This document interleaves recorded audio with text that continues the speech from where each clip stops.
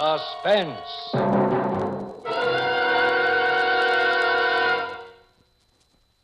In hotels, restaurants, and homes of distinction, wherever hospitality is a gracious art, the best serve Cresta, Blanca, Cresta Blanca, Cresta Blanca. Yes, the famous name of Cresta Blanca is a symbol of good taste wherever distinguished people gather. When you serve superb Cresta Blanca California wines, you pay guests the truest compliment a host can offer.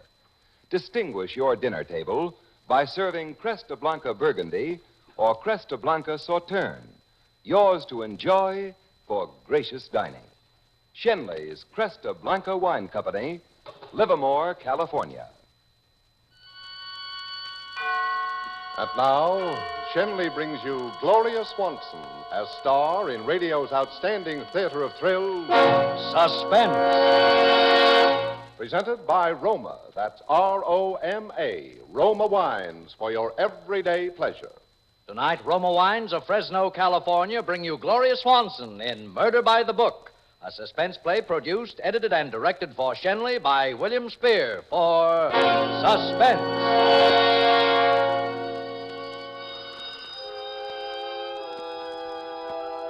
I must have been asleep.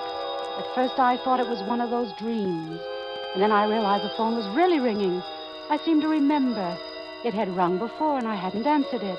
But maybe it had been only this once, ringing a long time. Because just as I got there, it stopped. Hello? Hello? I suppose I'd had one of my spells.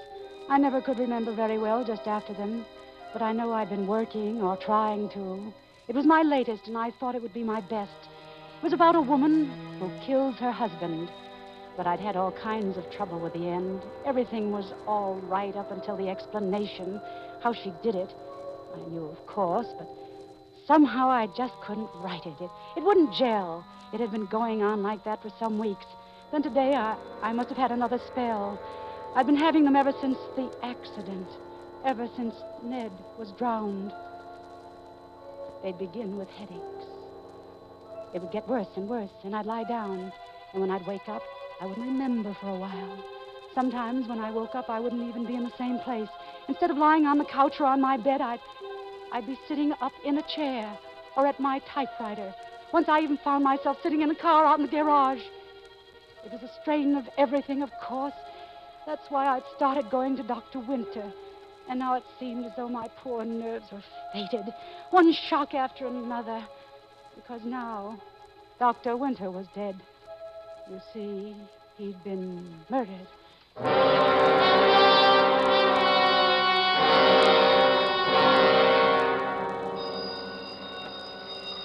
Yes?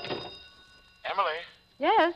This is Harry Bailey. Where have you been? Why, I've been right here, Harry. Well, why don't you answer your phone? I've been trying to get you all afternoon. Oh, I must have been asleep. Oh. Well, how's the book coming? Oh, not very well, I'm afraid, Harry. Still stale, huh? I guess so. I'm awfully sorry, Harry. I know I promised it to you weeks ago, but... Forget it. Those things happen. Listen, Emily, I've got a great little proposition for you. It'll make you some money, it'll get your mind off the book for a while, and it'll be worth $1 million worth of publicity for us. Oh, what's the catch? Well, I was talking to young Hayes. He practically runs the old man's newspaper chain for him now, you know. And he wants you to cover the Winter case for the whole syndicate. Oh... Now, wait a minute, before you make any snap judgments. In all the time I've been your publisher, I've never given you a bump steer yet, have I? But, Harry, I'm not a reporter. That's just it. You write it from your point of view. The way it looks to the country's foremost woman detective story writer. The clues, the evidence, how it all fits together. Truth is stranger than fiction and so on. You see what I mean? Well, I don't know. You see, I was a patient of his, Harry. All right, all the better. Famous man murdered in small resort town. Just so happens famous woman mystery writer lived in same small town. Even was murdered man's patient. Knows everybody by their first names, and so forth and so on. Emily, this will put your name in headlines in every city in the country. I know. That's the trouble. Oh, you see, well, what will Cora say? Well, Well, why? What's it to Cora? Well, I'll grant you she may have had a slightly exaggerated idea of his importance, but after all, she was his man Friday for the past year. And now to have her own mother, stepmother anyway, writing it all up in the papers and making capital out of it. Oh, don't be silly, Emily. Somebody's got to write it, and you'll do it with sympathy and honesty and understanding. What's the greatest thing that could happen as far as getting a fair break in the papers is concerned? And it's a chance in a lifetime for you, Emily, no kidding. Oh, I'd like to. As I say. All right, Harry, I'll do it. Had a girl. Now, listen, I'll have Hayes draw up the contracts right away. Anything you say, Harry. Swell. I'll be in touch. Night now. Good night, Harry. Hello, Mother. Hello, darling. Who was that? Harry Bailey. He wants me to cover the winter case for the Hayes Syndicate. He what? I told him I would. Oh, Mother. Oh, Mother, how could you? Why not, Cora? Because it's bad enough that he's dead without dragging it through the papers all over again. But it will be in the papers anyway, darling. And as Harry says, at least I can give it sympathy and understanding. Sympathy and understanding. Like Cora. Please, Mother, please don't do it. Stay out of it. We'll only get more heartaches out of it, that's all. Why, Cora? Why, you almost sound as though you were afraid. Are you afraid of anything? Afraid? All right, then maybe I am. Maybe that's just what I am. Afraid.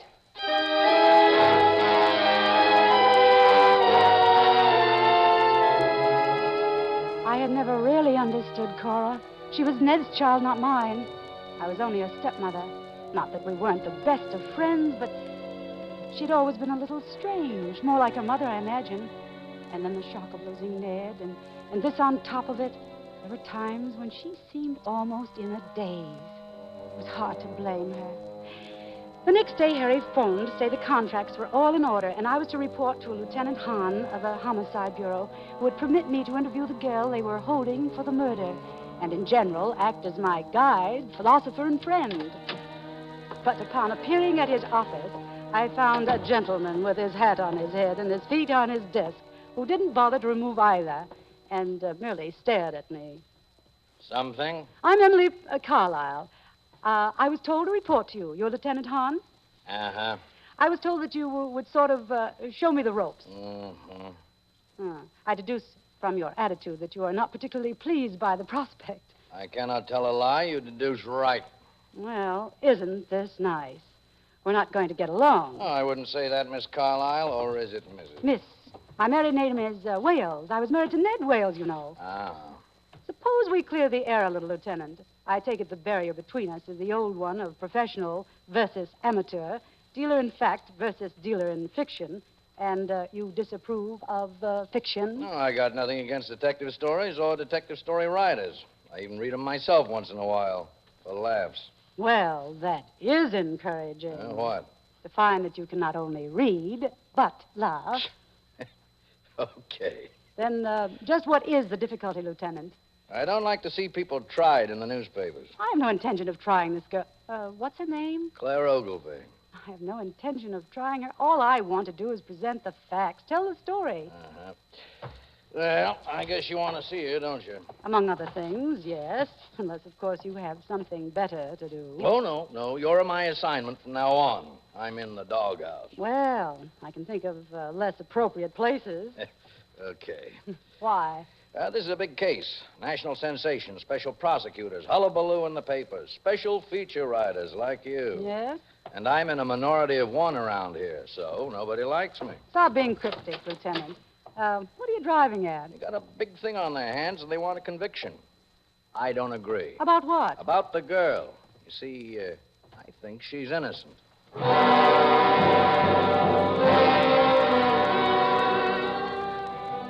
That was interesting. The girl was even more interesting.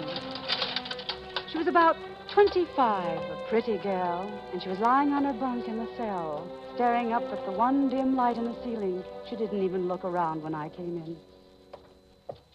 This is Miss Emily Carlyle, the writer, Claire. She wants to talk to you. I'll be back after a while, Miss Carlyle. Go away.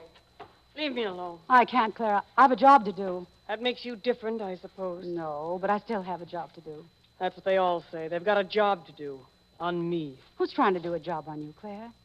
A lot of smart people who make their living at it, like you. You mean that they're trying to say that you killed him and you didn't?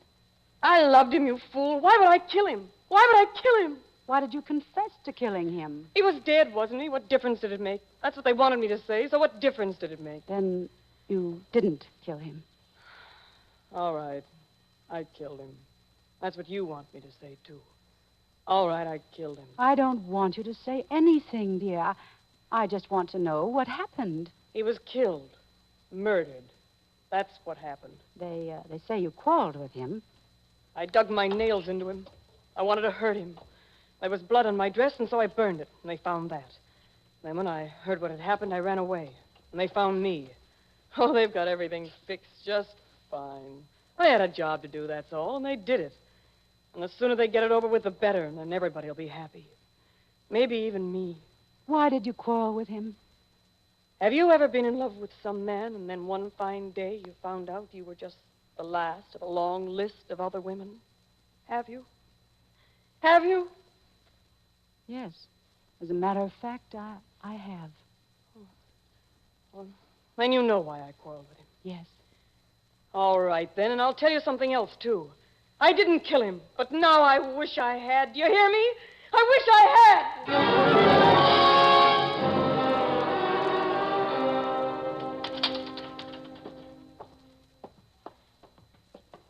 Well, I suppose she told you she killed him and you believed it. First she said she had killed him, and then she said she hadn't. You didn't answer the second part. She indicated you have certain evidence. Okay. Come in here. The DA's got the original sample, but pictures should give you a rough idea. What's that? Piece of a dress that was found under the bed. They match it to the dress she burned, more or less. What's that plaster thing? Cast of tire marks. Did you read Dick Tracy? Oh, I've used plaster casts of tire marks myself in my books. But, they look a little vague. They are. You know something, Lieutenant? I'm inclined to agree with you. About what? About the girl. I think she is innocent. Oh, so you can write it from the whodunit angle, huh? Less asperity, Lieutenant, if you please, and a little more attention to detail. By the way, why is everyone so anxious to believe this particular girl did it? Because they think they can make it stick. Why look further? Because it's good for them. They make their reputations that way, just like your boss makes circulation. Let's face it. You and I know what Dr. Winter was like. There must be a dozen girls in this town who have just as much reason for killing him as this one. That's what I said. As for the confession, she's obviously an hysteric. Any good alienist could break that down. Oh, said that too? And as for this stuff, I don't know much about tires, but this dress pattern is as common as a cotton handkerchief. There must be 50 of them within a mile of where we're standing right now. Same goes for the tires. I've told them all that. Then there must be something wrong with your methods, Lieutenant. Now, what do we deduce from all this? I'll tell you what I deduce. What? There's a woman who's killed a man in this town. A murderess. A murderess that's still on the loose.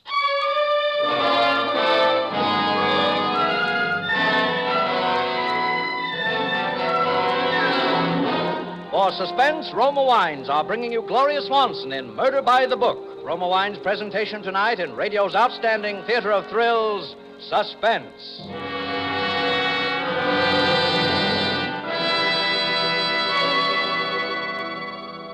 Suspense, radio's outstanding theater of thrills, is presented by Roma. That's Roma, Roma Wines. Those better-tasting wines from the world's largest reserves of fine wines. Vacation time is in full swing, and that means more time for baseball, tennis, golf, fishing, gardening. Whatever form of recreation you choose, here's a delightful way to cool off and refresh yourself. Just serve a tall, cool Roma wine and soda. Half-filled glasses with robust Roma California Burgundy, delicate Roma Sauterne, or any Roma wine. Fill up with ice and soda, sweeten to taste, then sip and be surprised. You'll agree with everybody that refreshingly delicious Roma wine and soda really is a treat that beats the heat. Treat your family to Roma wine and soda tomorrow. Serve Roma wine and soda whenever guests drop in, and all summer long. And for better taste, be sure you use America's favorite wine, Roma wine. Roma, Roma wine. And now, Roma Wines bring back to our New York soundstage Gloria Swanson as Emily Carlyle in Murder by the Book, a tale well calculated to keep you in suspense.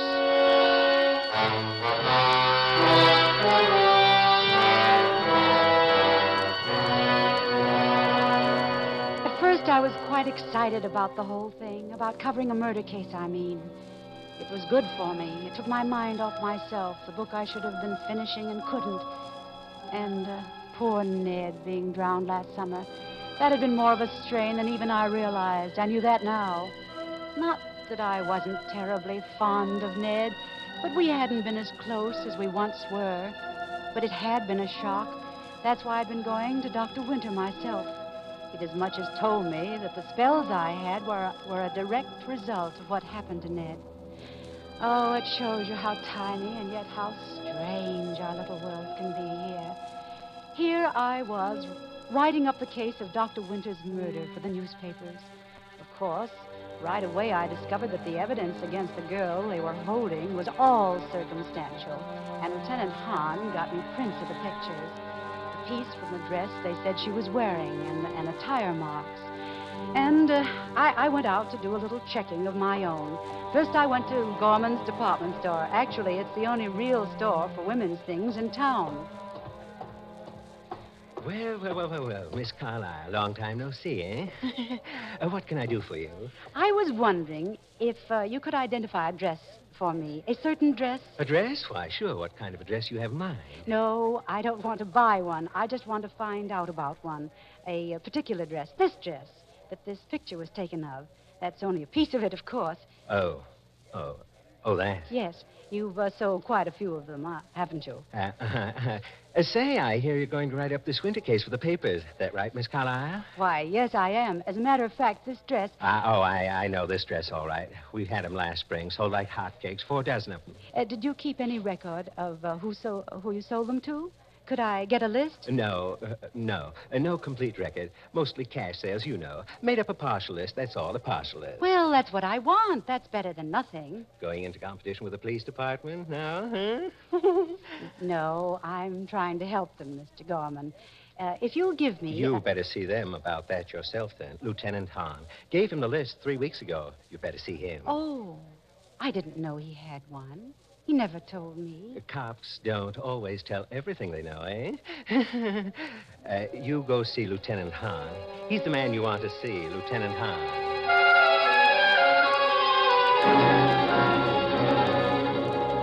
I felt a little silly. Why hadn't he told me? But then, of course, I had never asked him. My next stop was Morton's big service station on the corner of North and Main. They did practically all the tire business in town. How'd do, Miss Carlyle? Fill it up? Why, yes, I guess so. Oh, but I wanted to ask you something. Sure, Miss Carlyle. What is it? Well, you see this thing? Hmm? It's the imprint of an auto tire, and I wondered... Oh, from the winter case, huh? The cops was already in here. I heard you was working on the case, Miss Carlyle. In a way. And I was trying to find out about this tire, I mean... Well, that tire, ma'am, that's a 616 Goodstone. It's pretty new, too. You can see from this middle tread here, you see. I don't see how anybody could prove much by this here.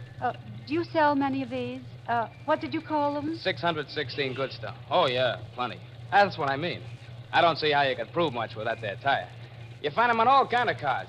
I know, but... Look here, you got them on your own car, Miss Carlyle. Same kind, 616 Goodstone. Almost new, too. You see what I mean? Oh, yes. Yeah, I see. Yeah, plenty of them kind of tires around. Hey, you want that tank of gas now, Miss Carlyle? No. No, thank you. Never mind.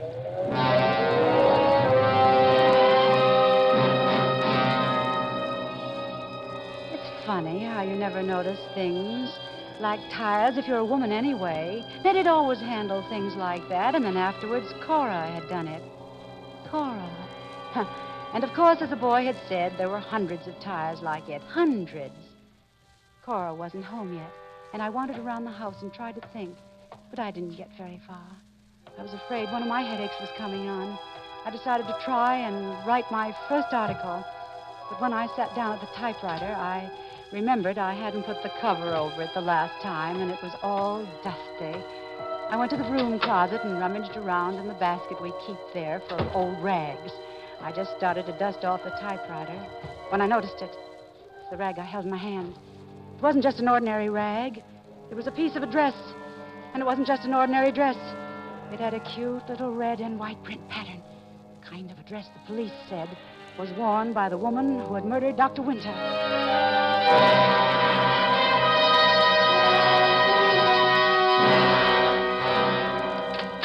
It was then I heard Cora coming in. Instinctively, I thrust the rag that was in my hand into the desk. Mother, you home? Oh, hello, darling. Been shopping? Oh, just a few odds and ends. What have you been doing? Oh, a little of this, a little of that. Cora, what about the car? Won't we be needing new tires pretty soon? Well, no, I had new ones put on all around only a little while ago. You remember? I'd forgotten. When was that? Oh, 6 weeks ago, anyway. Then it was before For what? the murder. Will you stop it? Do you have to go through with this thing, Mother?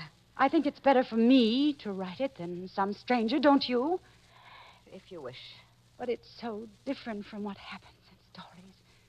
For instance, I can't even remember what we were doing the night it happened. Can you? We were home. Are you sure? Don't you remember? Isn't it silly? You had one of your headaches. I was in my room. You were in yours. Then I was asleep all evening. I suppose you were. But you don't know. You weren't with me. What a pity. I'll start supper. Oh, Cora, Yes? whatever happened to that old print dress? It was yours, I think. What print dress? You know, with a red and white flowered print. You did have one like that, didn't you? I haven't seen it for quite a while. But it couldn't have just disappeared. The last time I saw it, you had it, and then I don't know what happened to it. I had it? Don't you remember? No. Would this be it, Cora? Oh. So this has all been a cross-examination, has it? There were certain things I had to know, Cora. Well, I won't stand for it, do you hear? You can do anything you like about yourself, but I won't let you drag me into it. I won't. You were in love with him, too, weren't you, Cora? Yes. Yes. Now are you satisfied? Yes, I was in love with him. I was in love with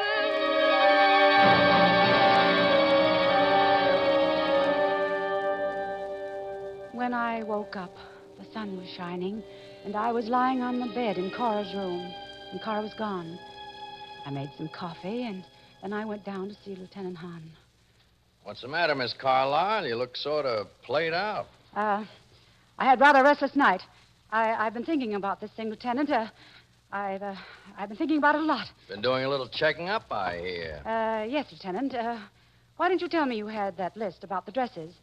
Was it because you knew that someone in my house had bought one of those dresses? You're speaking of your stepdaughter, Cora Wales. Yes. We did know it, of course, but we knew the same thing about a couple of dozen other women. It didn't make much difference. Oh. Got any new ideas? Look, Lieutenant, I've been writing a new book, or trying to, about a murder. A woman who kills her husband. I didn't know how to finish it. But now, look, it's all sort of mixed up in my mind, but you know the old theory about a murderer will always return to the scene of the crime. I don't get it. I know. Put it this way.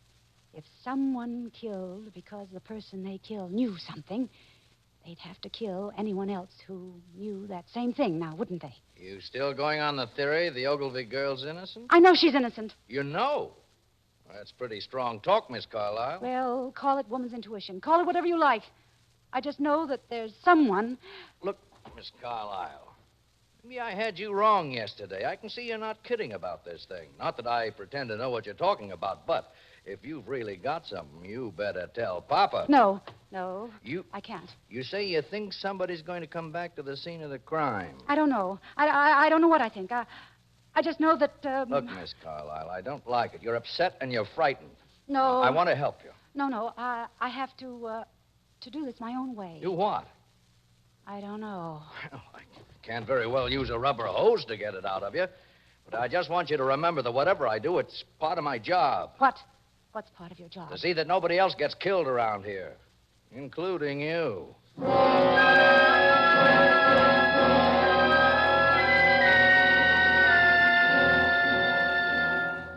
I could feel the headache coming on as I left his office.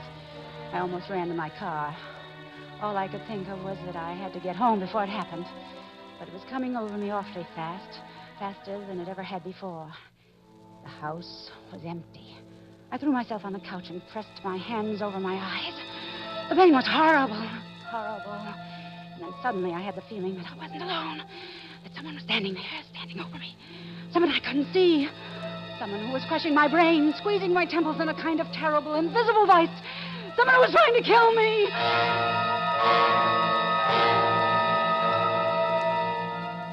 I was having a dream. Another of those horrible dreams.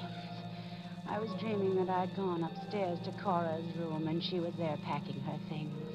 She didn't see me or hear me, and I crept into the room very softly. It seemed as though I had a heavy poker or something in my hand. I crept up very softly behind her. I raised the poker, and then she whirled around. She saw me. You knew it wasn't an accident, didn't you? You knew he didn't just drown. You knew I killed your father. I pushed him. And when I went to Dr. Winter, he found out, too. Something buried in my subconscious, he said. And he made me tell him. He told you all that, didn't he? So now I'm going to have to kill you, too, Cora. I'm going to have to kill you!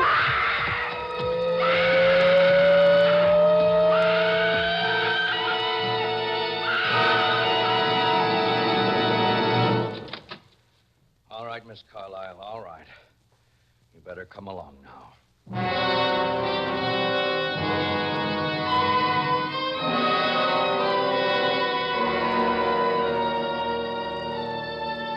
I hear the doctors keep talking about schizophrenia.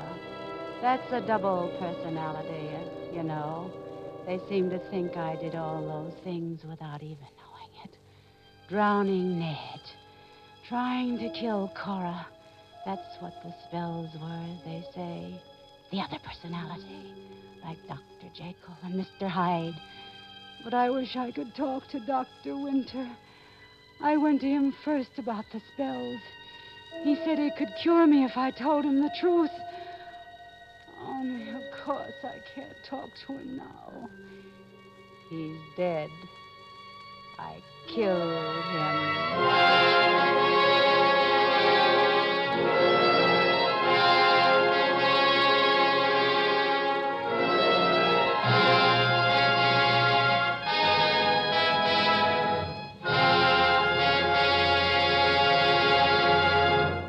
In just a moment, we will hear from Gloria Swanson, tonight's star of Suspense. Presented by Roma. That's R-O-M-A, Roma Wines, America's largest selling wines. Yes, more Americans enjoy Roma than any other wines. That's because Roma wines taste better. Taste better because Roma selects and presses only the choicest California grapes. Then these natural juices are guided unhurriedly by Roma master vintners and winemaking resources unmatched in America to full taste richness. These Roma wines are placed with mellow Roma wines of years before. And from these, the world's greatest wine reserves, Roma later selects for your pleasure. Treat your family and guests to the better taste of Roma California wines. For everyday use or for friendly entertaining, serve amber Roma sherry, ruby Roma port, or golden Roma muscatel. Roma adds so much to your pleasure, and yet now costs so little that you'll want to keep a supply of better-tasting Roma wines on hand. Remember to ask for Roma Wines, America's largest selling wines. This is Gloria Swanson. It was a great pleasure to appear on tonight's broadcast of Suspense. Next week, Suspense will originate from Hollywood, when Roma Wines will bring you Vincent Price. Good night. Tonight's suspense play was written by Robert L. Richards. Next Thursday, same time, you will hear Mr. Vincent Price as star of Suspense, produced for Shenley by William Spear. This is CBS, the Columbia Broadcasting System.